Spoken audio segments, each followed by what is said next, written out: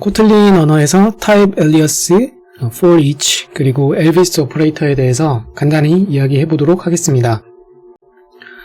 type alias는 특정 타입명에 대한 별칭, 별명을 지어주는 것인데요. 어떤 특정 타입명이 너무 긴데 그것이 자주 사용이 될 예정이다. 그러면은 그걸 계속 치고 있는 건 굉장히 비효율적인 일이죠. 그래서 짧은 별명을 지어주어서 사용을 하게 되면 이제 편리하겠죠. 그때 이제 type alias라는 거를 사용을 할 수가 있습니다. type alias는 클래스에 대해서 적용을 할 수도 있고요. 또는 펑션에 대해서 적용을 할 수도 있습니다. 그래서 먼저 클래스에 대한 것부터 살펴볼게요. 지금 요 첫 번째 예시를 보시면은 type alias 소문자로 해서 붙였었죠. type alias 띄고 뭐시기는 뭐시기 이렇게 지금 써놨는데요. 기본 형태는 지금 보시는 바와 같은 거예요. 그래서 type alias를 쓰고 싶으면 결국엔 그 원본 타입명을 써주고 그걸 나는 지금부터 짧게 이렇게 부를 거야 라고 별명을 지어주는 것이잖아요. 그럴 때 이 는을 기준으로 해서 왼쪽에는 별명, 사용할 별명을 써주시는 거고 오른쪽에는 원래의 그 타입명, 기다란 타입명을 써주시면 되는 겁니다. 그래서 지금 이 첫 번째 예시의 경우에는 어떻게 해석을 할 수 있는 것이냐, 코틀린아 나는 지금부터 이 tree.node라는 그 클래스의 객체를 담을 수 있는 set이라는 클래스를, 혹은 뭐 클래스가 사실은 뭐 타입이라고 봐도 되니까요. 클래스에 대한 타입이라고 지금까지 설명드린 것처럼 지금부터 이런 set을 node set이라고 부를 거야, 이런 별명으로 부를 거야 라고 말하는 것과 같습니다. 두 번째 예시를 또 이어서 보도록 할게요. 두 번째 예시와 같은 경우에는 는을 기준으로 해서 왼쪽을 먼저 보면은 별명을 보시면 별명 자체가 지네릭이죠. 그래서 image type t라는 것에 대한 file table이라는 별명을 나는 이 오른쪽을 지칭하는 것으로 하겠어 라는 것인데, 이 오른쪽에서 보면은 mutable map이라는 클래스를 지칭하는 것으로 하겠다는 거고, 그 안에서 컴마를 기준으로 해서 이제 두 개의 타입이 들어가 있습니다. 그래서 왼쪽은 t 타입, 오른쪽은 mutable list 타입인데요. 지금 보시는 것처럼 이 별명을 지을 때도 지네릭에 대해서도 넣어서, 지네릭 타입도 넣어서 별명을 지을 수 있는 거예요. 그래서 이미 t 타입에 대한 파일 테이블은 mutable map인데 방금 내가 얘기한 t 타입이 왼쪽에 들어가고 오른쪽에는 mutable list를 가지는 mutable map이라는 것을 지칭하는 것으로 하겠어 라고 정의를 한 겁니다. 마지막으로 세 번째 예시는 man.inner, 그래서 어떤 이미 클래스 안에 정의된 inner 클래스에 대해서도 지칭을 하는 게 가능하다 차원에서 보시면 되겠고요. 자, 그 다음에 펑션에 대해서도 그 type alias를 쓸 수가 있어요. 그래서 첫 번째 예시부터 보자면 type alias 띄고 별명을 써주고 그 다음 는 한 다음에 원래의 펑션에 대한 타입을 써주는 거라고 보시면 되겠어요. 기본적인 형식은 앞서 살펴본 클래스에 대한 타입 alias를 사용하는 것과 동일하다고 보시면 되겠습니다. 자, 그럼 좀 더 자세히 살펴보자면 지금 보시는 것처럼 이 는 오른쪽 부분이 원래의 이 펑션에 대한 타입이라고 보시면 되는데, 펑션에 대한 타입이다. 약간 말이 좀 이상하긴 하죠. 펑션이라는 것을 어떤 그 인풋이 주어지면, 임의의 인풋이 주어지면 이미 아웃풋을 내보내는 그런 개념으로 이해를 해볼 수가 있을 거예요. 결국 이 안에서 어떤 동작이 취해지건 간에 어떤 특정 인풋들을 취해서 특정 형태의, 특정 자료형의 아웃풋을 내는 그런 차원으로 이제 바라볼 수가 있다는 거죠. 그래서 지금 보시는 것처럼 이렇게 쓰게 되면은 이 빼기하고 오른쪽 꺽쇠 해주면 이게 마치 화살표 같죠? 그래서 오른쪽 화살표라고 지금부터 부를게요. 오른쪽 화살표를 기준으로 해서 왼쪽 부분, 소괄호 안에 있는 것들은 매개 변수, 함수의 매개 변수, 인자들이 나열이 되어 있는 것이고요. 이 경우에는 컴마로 해서 3개가 나열되어 있으니까 어떤 함수의 매개 변수가 int 타입, string 타입, any 타입 해가지고 3개를 취하는 거고, 이렇게 3개의 입력값을 취해서, 매개 변수를 취해서 아웃풋으로는 유닛 타입을 리턴한다 라고 해석을 할 수가 있겠습니다. 그래서 지금 제가 여기 오른쪽에서 그림으로 그려놓은 것처럼 이 함수에 어떤 3개의 매개 변수가 들어오고, 이것이 각각 int 타입, string 타입, any 타입으로 들어오고 있고, 이것을 취해서 모종의 작업을 쑥덕쑥덕 한 다음에 그 결과값을 내보낸다, 리턴한다. 근데 유닛 타입이라는 것은 이제 C++이나 자바 같은 언어에서의 void 개념하고 통하는 녀석이라서 그 리턴 값은 실제로는 없다라는 의미에서 제가 X 표시를 해놓은 것이고요. 그래서 이렇게 어떤 함수가 입력값을 뭘 취해서 출력값으로 혹은 리턴값으로 어떤 타입을 준다라는 형태로서 펑션을 표현을 하고 있는 것이에요.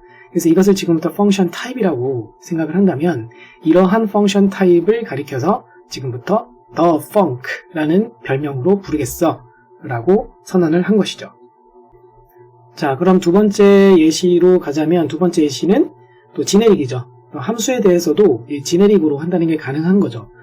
그래서 지금 보시는 것처럼 입력값으로 임의의 t타입을 취해서 불린을 리턴하는 그런 함수 타입에 대해서 지금부터 the func의 t타입이라고 지칭하겠어 라고 선언한 것입니다. 지금 이 슬라이드에서 보여주는 코드는 펑션에 대한 타입 앨리어스 예시가 되겠습니다. 첫 줄에서 보이는 것처럼 predicate이라는 이름의 타입 앨리어스를 정의하고 있고 그것은 t타입을 받아서 불린 타입을 리턴하는 형태의 함수 타입을 지칭하는 것으로 선언이 되었어요. 그리고 두 번째 여기를 보시면 이제 함수 foo라는 것을 정의하고 있죠. 근데 인자로 매개 변수로 p라는 걸 하나 받고 있는데요. 이것의 타입을 잘 보시면 앞서 정의했었던 predicate에 해당되는 타입을 정의하고 있죠. 근데 이 predicate이라는 것은 사실 함수에 대해서 타입 앨리어스를 한 것이거든요. 함수 타입에 대해서. 그러므로 이 predicate을 타입으로 가지는 p라는 것을 받겠다라는 것은 결국 무슨 의미가 되냐? 이 p라는 것 자체가 하나의 함수처럼 생각이 될 수가 있게 되는 거예요. 그리고 그 함수는 여기 타입 t, 지네릭에 해당되는 부분에 int를 넣었기 때문에 int 타입을 매개 변수로 받아서 불린 타입을 리턴하는 함수 자체로 해석을 할 수가 있는 겁니다. 그래서 이 p를 지금부터 함수라고 생각을 해보세요. int를 입력으로 받아서 불린을 리턴하는 그런 함수로 생각을 할 수가 있겠고요. 그렇게 매개 변수로 함수를 하나를 통째로 받아서 해당하는 함수를 호출하는 거죠. 입력값으로 int를 취할 수 있도록 정의했으니까 42라는 int를 넣어서 호출하는 게 가능한 것이죠. 그럼 이것의 결과는 리턴되어져서 나온 건 불린 타입이 될 것이고 그 값을 그대로 리턴하는 것으로 foo 함수를 간단하게 정의해주고 있습니다. 자, 그럼 지금부터는 메인 함수의 내용을 보겠습니다. 첫 번째 줄을 보시면 변수 f를 만들고 있는데 함수의 타입으로서 그걸 만들고 있죠. int를 매개 변수를 취해서 불린을 리턴하는 것으로 만들었고 그래서 이것에 값을 넣어주는 거라고 지금 되어 있는 게 보면 는 오른쪽이 중괄호로 시작해서 중괄호로 끝나요. 그러니까 이 동작을 수행하는 함수로서 이 값을 넣어주고 있다. 그렇게 생각을 할 수가 있겠습니다. 그리고 여기서 매개 변수를 int 타입으로 취하고 있는데요. 그 변수 자체를 지칭하는 것으로 매개 변수 int 타입인 것을 지칭하는 것으로 it라는 이름을 쓰고 있어요. 그러니까 그거, 우리말로 하면 그거잖아요.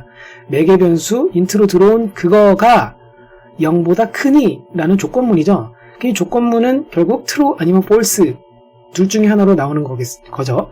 그러니까 이것이 결국은 불린 타입이잖아요. 그래서 이 동작을 수행함으로써 리턴하는 값은 불린이 되어 주는 것입니다.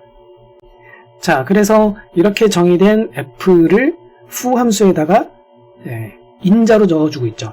자, 보시면 foo라는 것이 predicate을 받도록 되어 있는데 predicate은 결국 t 타입의 인자를 취해서 불린을 리턴하는 어떤 함수 타입이라고 정의되어 있는 녀석이었잖아요. 정확히 바로 그렇게 생긴 녀석인 f를 넣어주고 있죠. 그리고 이 경우에는 int 타입으로서 지정해가지고 넣어주었기 때문에 이 foo 함수에다가 f가 딱 들어가서 전달되었을 때 이것은 정확히 딱 일치하고 있는 걸 알 수 있어요. predicate int, 여기도 int잖아요. 그래서 전달되어 들어갔고 결국은 foo 함수 내에서는 전달받은 이 f를 사용을 해가지고 42라는 값을 넣어주게 되죠. 결국은 이 f에다가 f를 넣어서 호출을 하게 되면 f를 사용하게 되기 때문에 그 내부에서 f에 대해서 42를 넣어서 호출하게 되는 그런 결과가 되는 것입니다. 그러면 42가 0보다 크니? 라는 것을 비교하게 되고 그렇게 되면 이제 true가 되겠죠. 그래서 true를 리턴해 주어서 결과적으로 화면에 찍어주는 것은 true가 되는 것이죠. 그래서 오른쪽 창과 같이 첫 줄에 true라고 찍히게 됩니다. 그 밑에 부분 내용도 사실 크게 다르진 않은데요. 변수 P를 만들고 있고 predicate, 정의했던 predicate를 쓰고 있죠. 그리고 그 내용으로는 위에서 우리가 정의했던 내용과 똑같아요. 다를 게 없어요. 그런데 지금 보시면은 화면에 찍을 때 list of 1,-2라고 하게 되면은 1과 -2를 가지는 즉 두 개의 아이템, 요 숫자 두 개를 아이템으로 가지는 리스트 하나가 될 것인데요. 그 리스트에다가 점 찍고 필터 해가지고 필터 함수를 적용하고 있어요. 뭐에 대해서? 방금 만들었던 요 P라는 녀석을 전달함으로써 이 녀석의 요 함수를 통과하는 녀석들만 남기자라는 그런 동작을 취하게 됩니다. 그래서 1과 -2를 각각 이제 it으로 지칭을 해서 이 필터 함수는 그 동작을 수행을 하게 되고 1이 결국에는 0보다 크니 해가지고 체크해보면 true죠. 그러니까 그 녀석은 그냥 남는 거고요. -2에 대해서도 똑같이 이 동작을 수행을 해가지고 해보면 이거 false잖아요. -2는. 그러니까 이 녀석은 말 그대로 필터링을 하게 됩니다. 그래서 원래는 list of 1,-2라고 하면 1과 -2를 동시에 포함하는 리스트가 되었는데 요 필터 할 때 요 P 함수를 전달하게 됨으로써 이것을 만족하는 녀석들만 남게 되는 거죠. 그래서 결과적으로는 화면엔 1 하나만 담은 리스트로서 출력을 하게 되겠습니다. for each에 대해서 이제 보도록 할게요. for each는 아이템을 여러 개 가지고 있고 그게 시퀀스로서 존재를 할 때 그러한 객체에 대해서 하나씩 아이템을 꺼내서 다룰 수 있게 해주는 그런 문법이 되겠습니다. 이 아래쪽 메인 함수에서 for each가 여기 사용이 되고 있죠. 자, 그럼 for each가 사용이 될 때 왼쪽에 보시면 K1이라는 앞서 만들었던 어떤 객체에다가 점 찍고 사용하고 있어요. 이렇게 하시게 되면은 K1 안에 있는 아이템들을 하나씩 꺼내서 요 중괄호 안에 있는 문자 여러 명령어들을 수행을 하게 돼요. 자, 그럼 K1이 뭔가를 봅시다. K1은 이렇게 만들어 주시게 되면은 1부터 6까지 정수, 그래서 1, 2, 3, 4, 5, 6을 아이템으로 갖는 리스트가 돼요. 그럼 아이템이 총 6개죠. 1부터 6까지. 그래서 이 1부터 6까지를 결국 for each에 의해서 하나씩 빼서 이 부분을 수행하게 돼요. 처음에는 그럼 뽑아져 나오는 게 1이겠죠. 그리고 그 1이라는 값을 it으로 지칭하게 됩니다. 그럼 그거죠, 그거. 자, 첫 번째 반복이 될 때는 1이라는 값이 되니까 이게 1과 2를 비교해서 만족하지 않죠. 그래서 이 부분이 가볍게 무시가 되고 밑에 있는 프린트n을 실행해서 화면에 10이라고 찍히게 될 겁니다. 자, 그러면 두 번째 이게 이제 돌 때는 이 for each가 반복문이거든요. 그러니까 하나씩 꺼내서 반복을 돈다고 그랬잖아요. 처음에는 1이 뽑아져 나와서 이제 it이 된 거고, 그래서 돌았고, 두 번째는 2가 뽑아져서 나왔겠죠? 1, 2, 3, 4, 5, 6에서 두 번째는 2니까요. 그럼 그거 하면 이제 2거든요, 이게. 그럼 2랑 2는 같은 거니까 만족을 하죠? 그래서 이 중괄호 안에 있는 부분이 실행이 되는데, return for each 라고 써주게 되면은, 이 for each에 해당되는 부분으로 바로 돌아가게 돼요. 그러니까 윗부분이잖아요, for each는. 그러니까 위로 바로 돌아가게 돼요. 그래서 마치 일반적인 for문에서의 continue와 유사한 기능을 수행하게 되는 것입니다. 그러므로 이제 그 다음 반복문을 바로 이제 돌게 돼서 이제는 it이 3이 돼서 3이랑 2는 같지 않으니까 이건 무시되고 프린트에 의해서 화면에 3 곱하기 10은 30, 그래서 30이 찍히게 된 것이죠. 그래서 쭉 계속 그 마지막 아이템까지도 다 이 for each가 돌고 나면 화면에는 10, 30, 40, 50, 60까지 화면에 찍히게 되겠습니다. 자, 그러면 이 첫 번째 for each가 다 끝나고 나선 이 run이라는 구문에 의해서 또 중괄호가 시작해서 끝나고 있는데요. run이라는 것은 이 부분을 하나로 묶는 역할을 지금 하고 있어요. 그럼 왜 이렇게 묶어주고 있느냐? 잘 보시면 print 해가지고 들어간다 화면에 출력해주고 그 아래쪽에서는 K1은 1, 2, 3, 4, 5, 6을 담은 리스트라고 그랬죠.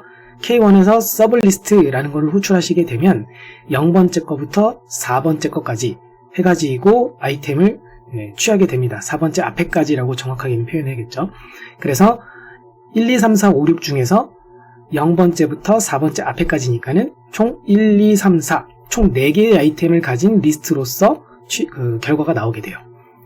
그래서 1, 2, 3, 4라는 리스트에 대해서 for each를 수행하게 되니까 총 4번을 이 안에 있는 동작을 반복하게 되겠죠. 그럼 처음에 돌 때는 1이 빠져나와서 2이 될 거예요. 그래서 화면에 1이라고 찍히게 되겠죠. 그리고 나서 조건문에 의해서 이 부분을 만족하지 않으니까 이 부분을 무시하고 이제 두 번째 반복을 시작하게 될 겁니다. 두 번째 반복 돌 때는 it이 2잖아요. 그러니까 2를 화면에 출력은 하고 그런 다음에 이 if문을 이제 체크할 텐데 이번에는 2에다가 2를 나눈 나머지가 0이니까 이거 만족하죠? 그러므로 이때는 이제 return 골뱅이 run이라는 부분을 실행하게 될 거예요. 근데 이렇게 하시게 되면은 골뱅이 for each가 아니라 이제는 골뱅이 run이라고 이렇게 해주시게 되면은 바로 run 쪽으로 돌아가게 되고요. 이 run이라는 것은 반복문이 아니기 때문에 다시 실행이 되는 게 아니라 그냥 곧장 이 중괄호 바깥으로 빠져나가게 됩니다. 그래서 print 끝났다를 만나게 되므로 끝났다가 바로 출력이 되는 것이죠. 이 나왔다라는 부분이 실행이 안 됐다는 것에 주목을 하셔야 돼요. 우리가 for문을 볼 때 for문에서 break라는 거 있죠. 마치 continue랑 친구라고 볼 수 있는 것인데 continue는 그 반복문 안에서 쓰이면 그 위로 올라가서 다시 그 다음 반복문을 반복하도록 해주는 녀석이었는데 break라는 것은 아예 반복문 바깥으로 나가게 해주는 거였잖아요. 그거랑 비슷한 역할을 하고 있다고 볼 수 있지만 차이가 있는 거예요. 보시면 for each 해놓고서는 이 중괄호부터 중괄호 끝난 다음에 그 밑에는 지금 println 나왔다 라는 게 있지 않습니까? 그러므로 사실 여기서 이렇게 오해하실 수가 있거든요. 자, it이 2였을 땐 이걸 만족하게 되니까 return 골뱅이 run을 만나서 이젠 반복을 끝나게 되겠구나. 그러면은 이 for each 부분을 바깥으로 빠져나와서 이 바로 밑에 있는 나왔다 라는 걸 화면에 출력해 주겠네 라고 생각하실 수가 있거든요. 네, 그게 아닙니다. 이 부분이 해주는 역할은 말 그대로 run 쪽으로 이제 돌아가서 봤을 때 이 run이라는 거는 이제 더 이상 반복할 게 없는 그냥 반복문이 아니잖아요. 이 녀석은. 그냥 중괄호 바깥으로 아예 빠져나가게 돼요. 그래서 이 부분은 아예 실행이 안 되게 되는 거죠. 그래서 오른쪽과 같이 1, 2까지 출력한 다음에 곧바로 끝났다 라고 출력을 하게 됩니다. 자, 엘비스 오퍼레이터라는 것은 기호, 물음표 땡땡을 사용하는 것인데요. 예시를 보면은 훨씬 이해가 빠를 겁니다. 자, test라는 함수가 인자로 str이라는 변수를 받고 있고요. 매개 변수를 받고 있고요. 그리고 스트링 타입의 물음표니까는 null 값이 들어올 수도 있고 스트링이 들어올 수도 있다. 그런 의미죠. 자, 그리고 그 안에서 str이라는 변수를 만들고 있는데요. 이것의 값으로 방금 매개 변수로 받았던 str을 그대로 넣어주고 있어요. 근데 이때 엘비스 오퍼레이터를 이렇게 써주시게 되면은 str이 null이냐 아니냐에 따라서 이 str이 null이면은 오른쪽에 있는 unknown이라는 문자열을 대신 선택을 하게 됩니다. 그래서 더 str이 들어가는 값은 결국 str이 null이 아니면 str 값이 들어가는 거고 str이 null일 경우에는 unknown이라는 문자열이 들어가게 되는 것이죠. 그리고 이 두 번째 줄에서는 지금 제가 주석을 해놓았는데요. 한번 생각해보는 시간을 가지면 좋을 것 같아요. new str이라는 어떤 변수를 내가 정의를 했는데 그걸 이런 식으로 정의를 해놓게 되면은 이 new str은 절대로 unknown이라는 것이 들어갈 수가 없을 겁니다. 왜 그런지 한번 생각을 해보시는 시간을 가져보면 좋을 것 같습니다.